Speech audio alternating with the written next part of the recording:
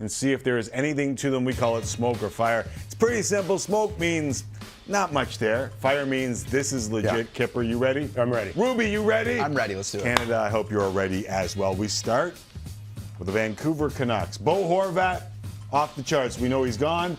Islanders, or on the island. Is that man next?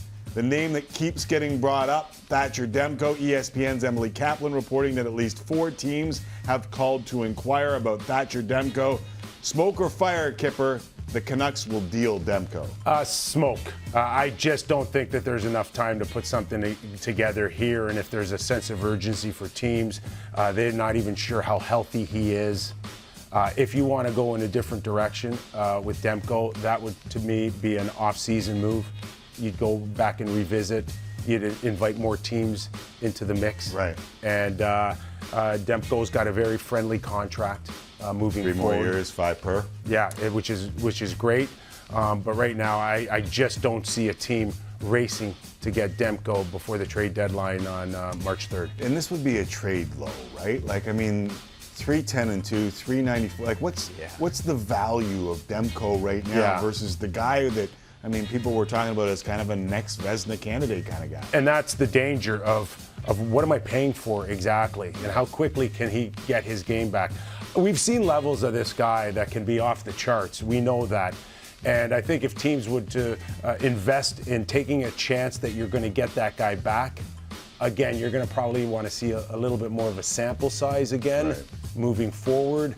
I think teams would be paying too high for what Vancouver would value him at to make it worth their while. There's a few teams that could use a goalie. Maybe a couple. Maybe a couple. All right, Kane and Toews in Chicago have been part of the conversation the entire time. Patrick Kane said yesterday that his agent has come to him with some teams that have shown interest in trading for him, but he is still undecided about his future. Both will be UFAs after the season. Smoke or fire, Kane and Toews are indeed on their way out of Chicago. Can we do one smoke, one fire here? All right, who's the smoke? Smoke would be Pat Kane. I don't think he's made any decision yet in terms of what he wants to do. I think in a perfect world, he could entertain the New York Rangers. We know the history that he has with Panarin. There's no question the Rangers would love to borrow him. Right. But what are you going to pay for that? And ultimately, does Pat Kane want to go there knowing there's no room for him to sign past this season? So that's just a deal that if he wants to rent himself out, I just don't know if he wants to be in that position. Can I tell you something that I've heard, and you can tell me whether you want to jump in on it at all?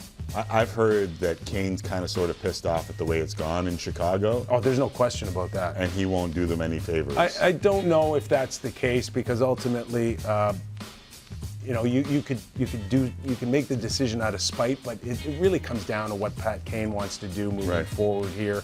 There's also a health issue, guys. I got to stress on this, that he is not 100%, and he would be in a position, if he wanted to take care of his health and get himself back in a position where he can rehabilitate himself to be 100% healthy for the next season. That is always an option too, for him to say, I'm going to look after myself here. I'm going to take the rest of the year off and get ready for next year and pick my team. That's always an option as well. But to make his decision based on the fact that he's so pissed off at Chicago, I don't necessarily put that at the top of his priority list. Understood. So smoke on Kane, that means fire on Toews? Yeah, I think he's ready to go. And again, I see a team like Colorado taking a look at him. That to me is pretty much fire, that this guy was going to end up on being on another team.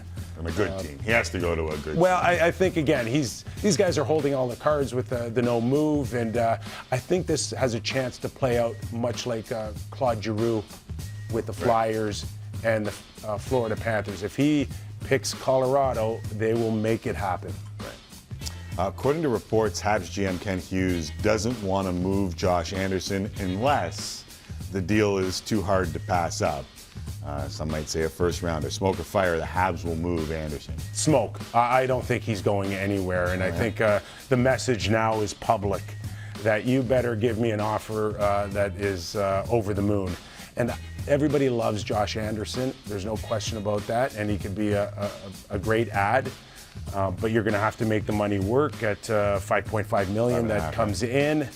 And through 2027. Unlike maybe a Tom Wilson, there's some nights you still don't know what you're going to get with Josh Anderson. Again, if they're in a situation where they want to move off of him, there's plenty of time after the trade deadline going into the summer or next fall. Right. Kipper's got some connects, so I'll ask this next one. Bill Daly says that the NHL has been approached many times by promoters in Australia about playing games in the country. No decision has been made about holding games there. Jesse's chuckling over there. Got Australian guys playing in the league. Bruins, Kings, Canucks mentioned as possible teams to play in Australia. Smoke or fire, the NHL will play preseason games in Australia next season. Strike up the Barbie.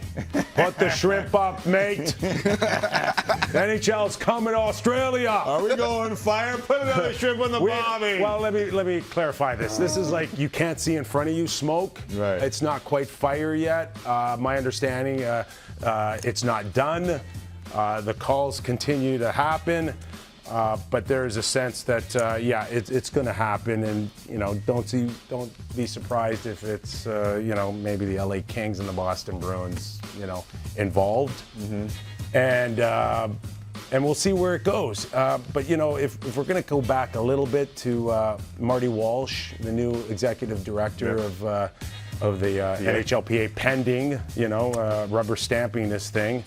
Like, what is the game plan here? Like, at times we've thrown darts at certain places, and then we've gone and come back, and it's like this is Marty Walsh now having to go back to the players and the league and get a game plan going. Get an international game plan going where it's not just Australia. We're talking about the Olympics. We're talking about helping get a deal done and having not only a yearly plan on a calendar, but how about 4, 6, 8-year international calendar that you can start building. That's the vision that the PA and the league need.